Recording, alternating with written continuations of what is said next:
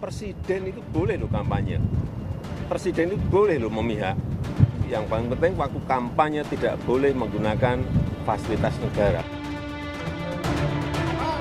Dengan tegas, Presiden Joko Widodo mengatakan seorang presiden boleh berkampanye dan memihak pada calon tertentu dalam kontestasi demokrasi. Jokowi menyampaikan pernyataan itu di hadapan Prabowo Subianto.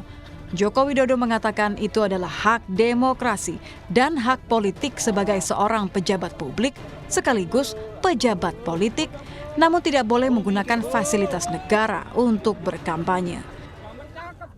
Ya, ini kan hak demokrasi, hak politik setiap orang, setiap menteri sama saja. Yang paling penting presiden itu boleh loh kampanye. Presiden itu boleh loh memihak. Boleh. Tapi yang paling penting waktu kampanye tidak boleh menggunakan fasilitas negara. Boleh, Pak. Kita ini kan pejabat publik sekaligus pejabat politik. Masa gini nggak boleh berpolitik, nggak boleh. Menteri juga boleh. Di sisi lain, Jokowi kerap menekankan agar ASN menjaga netralitas dan tidak memihak kepada salah satu pasangan calon presiden dan calon wakil presiden pada Pilpres 2024. Dan juga saya minta jangan sampai memihak. Itu dilihat loh, hati-hati. Bapak Ibu dilihat. Mudah sekali kelihatan Bapak Ibu memihak atau enggak. Krik, udah. Sebelumnya pada Mei 2023 lalu, Jokowi pernah mengatakan bahwa akan cawe-cawe pada Pilpres 2024. Langkah itu diambil demi kepentingan negara, bukan untuk kepentingan pribadi atau golongan. Tim Liputan Kompas TV. Ya, Saudara, Presiden Joko Widodo dengan tegas mengatakan bahwa seorang presiden boleh berkampanye dan memihak pada calon tertentu dalam kontestasi demokrasi, Saudara. Ini apakah jadi sinyal semakin jelas untuk dukungan ke paslon ataupun capres tertentu di Pilpres? Kita bahas bersama dengan anggota Dewan Pembina Perludem, sekaligus dosen FHUI, Mbak Titi Anggraini yang telah bergabung bersama kami di Kompas Malam. Selamat malam, Mbak Titi. Ya, salam malam, sehat. Mas.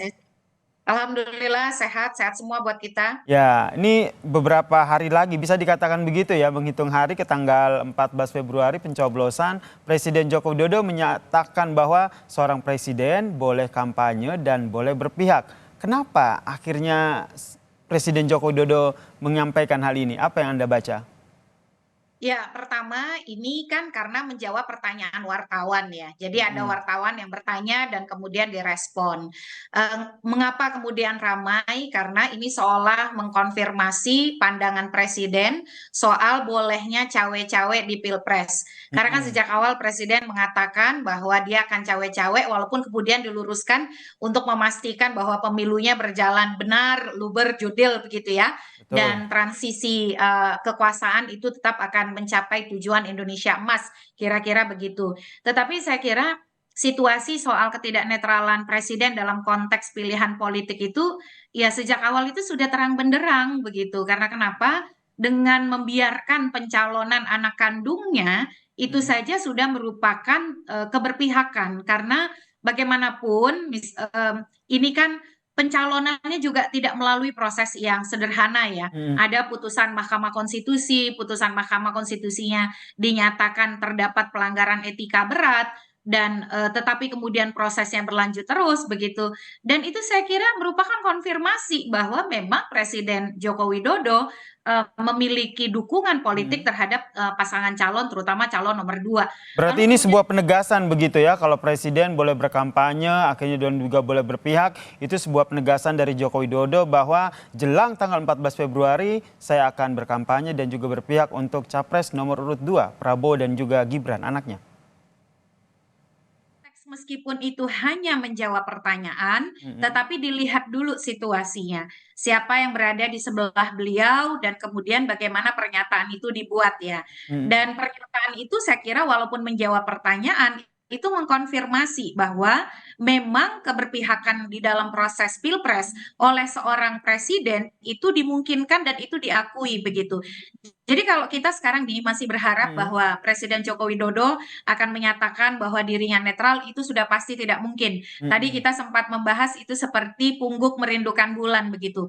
Justru kalau saya sendiri mengharapkan Joko Widodo, Presiden Joko Widodo terbuka saja menyatakan dukungannya supaya kita tidak menebak-nebak begitu ya terkait dengan aktivitas antara dia sebagai kepala pemerintahan, kepala negara dengan proses kampanye politik. Kalau kita bandingkan dengan pemilu 2014, Pilpres 2014, pada waktu itu memang situasinya agak berbeda.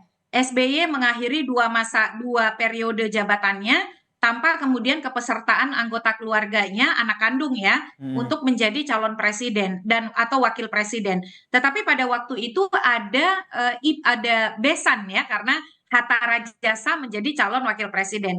Tetapi dukungan oleh SBY terhadap Hatta Rajasa itu diberikan melalui pernyataan Partai Demokrat, tidak pernyataan pribadi gitu. Itu diberikan pada tanggal 30 Juni 2014. Beda dengan kondisi saat ini ya.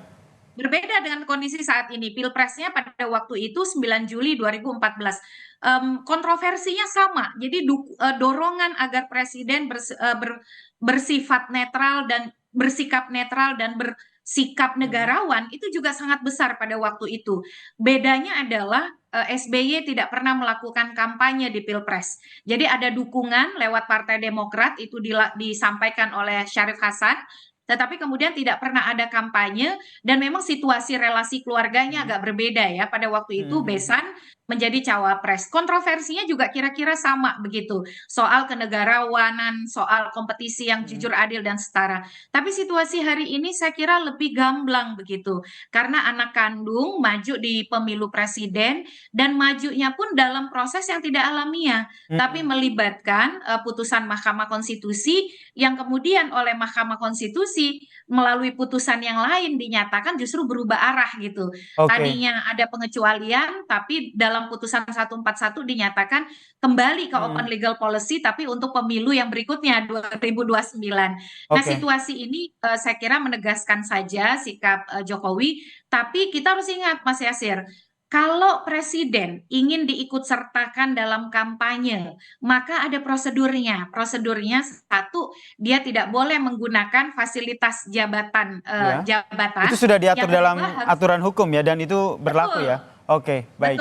Betul. Terdapat di dalam pasal 281 Undang-Undang Pemilu kita. Dan yang kedua dia harus dalam kondisi cuti gitu. Nah, cutinya ini harus diajukan secara tertulis melalui Menteri Kesekretariatan Negara dan pengajuannya adalah 7 hari sebelum pelaksanaan kampanye. Gitu. Baik, kita nantikan ya Mbak Titi, apakah ini langkah yang akan diambil oleh Presiden Joko Widodo, cuti dan menunjukkan kepada publik bahwa tidak menggunakan fasilitas negara, dan semakin jelaskah apakah nanti akan semakin terbuka begitu memberikan dukungan kepada Capres nomor urut 2 Prabowo Subianto dan juga Gibran Rakabuming Raka anaknya. Tapi ada satu lagi Mas Yasir yang perlu singkat saja boleh? Di Undang-Undang Nomor 7 Tahun 2017 itu disebutkan di pasal 547, pejabat negara itu tidak boleh mengambil keputusan atau tindakan yang menguntungkan atau merugikan peserta pemilu tertentu.